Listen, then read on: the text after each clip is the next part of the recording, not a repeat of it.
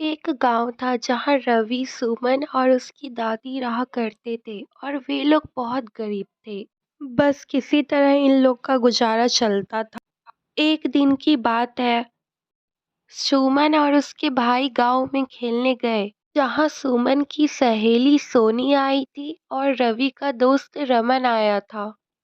वो लोग आपस में बात कर ही रहे थे और सोनी शहर में रहती थी और वो गांव में होली मनाने के लिए आई थी। तभी उसकी दोस्त सुमन से मिलने वो आ गई और वो दोनों बहुत सारी बातें करते हैं। तभी सोनी सुमन से पूछती है, अरे सुमन, तुमने इस बार होली पर क्या क्या खरीदा? मैंने तो बहुत सारे गुलाल रंग शहर से ही खरीद लिए थे। तुमने क्या क्या खरीदा? तभी सुमन अपने भैया से कहती है, भैया, मुझे भी गुलाल रंग चाहिए। मुझे भी होली खेलना है। आप ला के दोगे ना?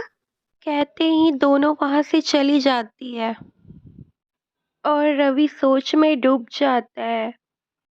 तभी रवि का दोस्त रमन कहता है, अरे भाई, तू इतना जल्दी क्या सोचने लगा? अभी तो मैं यहीं पे हूँ। तो रवि कहता है, भाई तुमने सुना ना, सुमन ने मुझसे क्या कहा? उसे रंग गुलाल चाहिए। मैं कहाँ से लाके दूंगा? मैं तो कुछ काम भी नहीं करता हूँ। किशन कहता है, भाई, तू मेरे रहते चिंता क्यों करता है?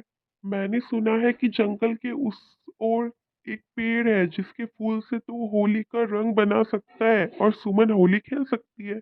और वो दोनों जंगल की ओर निकल पड़ते हैं और बहुत ढूंढने के बाद उन्हें वह पेड़ मिल जाता है। वो लोग पेड़ की तरफ जाते हैं और पेड़ को देखते रहते हैं। वो पहली बार इस फूल को देख रहे थे। वो लोग इस फूल को टोकरी में जमा कर देते हैं और इस फूल को जंगल में ही छुपा देते हैं।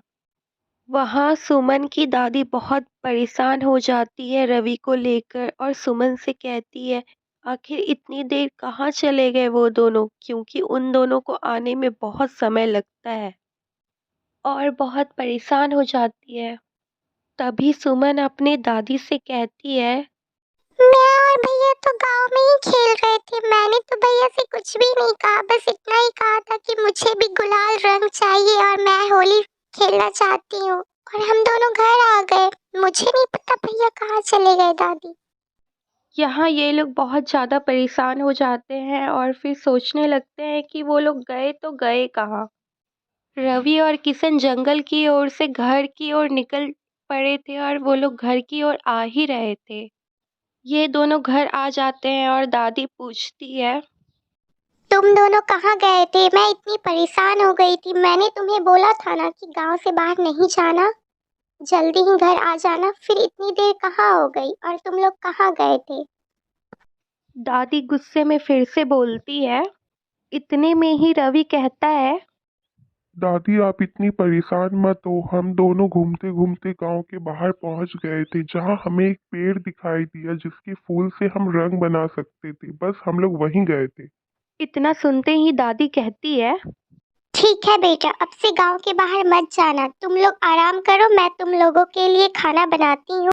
और फिर सुमन सोचने लगती है कि इस बार मैं होली नहीं खेल पाऊंगी। मैंने तो सोनी को बोल दिया है पर होली तो मैं नहीं खेल पाऊंगी क्योंकि भैया कलर लेके ही नहीं आए। मैं किसके साथ होली खेलूंगी? ये सब बात वो बहुत सोचने लगती है। सुमन सोच ही रही थी कि तभी वहां रवि पहुंच गया और उससे पूछता है, सुमन यहाँ क्यों बैठी हो? तो सुमन बोलती है, भैया। मैं बस यही सोच रही हूँ कि मैं तो इस बार भी होली नहीं खेल पाऊंगी, क्योंकि हमारे पास तो कोई गुलाल रंग अबीर है ही नहीं जिससे मैं होली खेल पाऊँ। और तुमने भी तो नहीं लाया ना। मैंने तो सोनी से भी कह दिया था कि मैं इस बार होली उसके साथ खेलूंगी, पर मेरे पास तो कोई गुलाल रंग है ही नहीं।